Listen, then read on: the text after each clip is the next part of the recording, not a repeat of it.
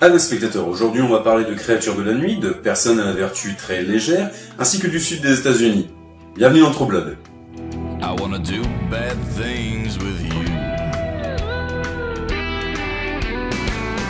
True Blood est une série adaptée des romans de Charlaine Harrisett, réalisée et scénarisée par Adam Ball, qui n'est pas un réalisateur de films de Ball, mais celui d'American Beauty. La série raconte l'histoire de Sookie, jouée par Anna Paquin, que vous avez pu voir dans la saga X-Men, dont la vie est bouleversée par la rencontre de William Compton, dit Bill, joué par Stephen Moyer. Si leur romance n'a rien de surprenant, malgré le fait qu'il est beaucoup plus vieux qu'elle, ce qui choque tous ses proches, c'est le fait que Bill est un vampire. Oui, il y a donc une série dont le personnage principal est un vampire qui s'appelle Bill. Bill le vampire. Bref, les deux amants vont devoir tracer leur route dans un monde où les tensions raciales ainsi que les manipulations politiques au sein même de la communauté vampire sont plus que présentes. Alors je me dois de faire péter un petit erratum, car je compte parler d'une autre série de vampires très prochainement. Ce que j'appelle communément vampire est tout simplement l'image du vampire tel que nous l'avons aujourd'hui, le style Bela Lugosi, Entretien avec un vampire ou encore Dracula. Ce sont des genres qui, avec le temps, se sont imposés comme référence dans l'imaginaire collectif. Ce que je considère comme étant un vrai vampire, c'est le sens premier du terme, le strigoi. Le terme vient directement de Roumanie, où il désigne les créatures mort-vivantes. En règle générale, elles sont bien plus proches du Nosferatu que d'Edouard Cucu. Ils sont plus secs, limite malades, sans cheveux ni organes reproducteurs avec de longues dents à serrer ou alors un tuyau qui leur sort de la gorge. Revenons à nos moutons. La première chose que l'on peut noter sur la série, c'est qu'elle est produite par HBO. Les mêmes qui font Game of Thrones. Ce qui pourrait laisser sous-entendre qu'il y a trop, voire même beaucoup trop, de scènes de sexe. HBO a deux gimmicks au niveau de ses séries, la violence et l'érotisme.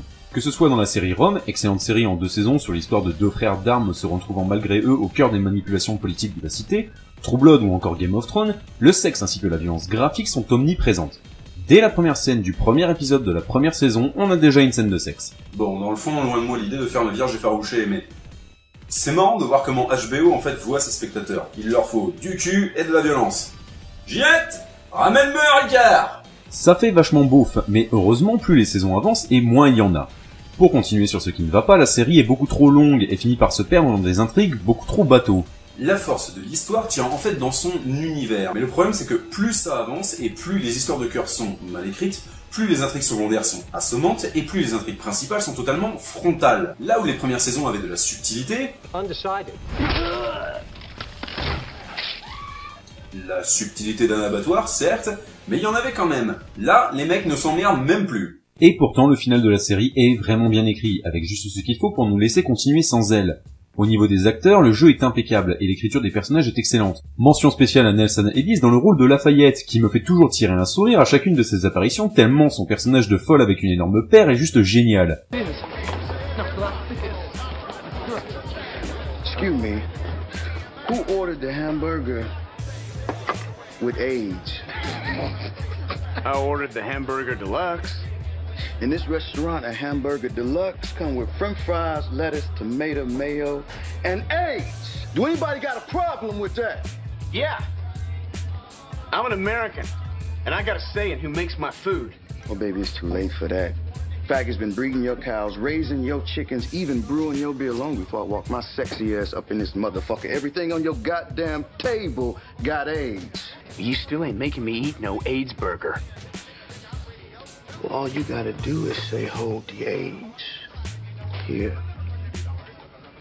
Eat it. Oh, bitch, you come in my house, you gonna eat my food the way I fucking make it. Do you understand me? Tip your waitress. Mais le vrai point fort de la série, c'est la cohérence de son univers. Je n'en ai pas vraiment parlé dans le synopsis pour éviter de trop me répéter, mais les vampires sont véritablement en plein jour. Je te parle très certainement pas du style Twilight, Jean-Kévin. Le monde entier est au courant que les vampires existent et qu'ils vivent parmi nous, se nourrissant du sang créé en laboratoire dont la marque donne le nom à la série. De base, quand on m'a expliqué ça, j'avais tellement de questions et d'attentes face à un concept aussi intéressant. Mais le génie est d'avoir situé l'action dans le sud des États-Unis. Rien que le générique te montre tout le problème. Le sud est un état profondément raciste et ancré dans des valeurs datant de Lincoln. Juste comme ça, il serait peut-être temps de se réveiller, les mecs, ça fait plus de 150 ans que vous l'avez perdu, d'ailleurs. Bref, les vampires ont beaucoup de mal à être acceptés ou refusent tout simplement de s'intégrer, ce qui se rapproche un peu plus de notre réalité actuelle. Mais les vampires ne sont pas les seules créatures que l'on peut retrouver au bestiaire. On a des loups-garous, des métamorphes, des panthères-garous. Non, sans déconner, je rigole pas, c'est vraiment des panthères-garous. Mais ce qui reste vraiment agréable à découvrir, c'est la manière dont leur pouvoir, vampires compris, évolue, ainsi que le fonctionnement des communautés. L'originalité de l'écriture venant sublimer les intrigues. Enfin, sauf pour certaines. En conclusion, True Blood est une série qui a des défauts, certes, mais qui a le mérite de proposer du neuf avec du vieux, le tout avec une réalisation qui en a sous le capot. Alors faites-vous en votre propre avis, et n'hésitez pas à me dire ce que vous en avez pensé de la série en commentaire. Merci encore de m'avoir accordé un peu de temps. Comme d'hab, pouce bleu si t'as aimé, partagez, tout ça.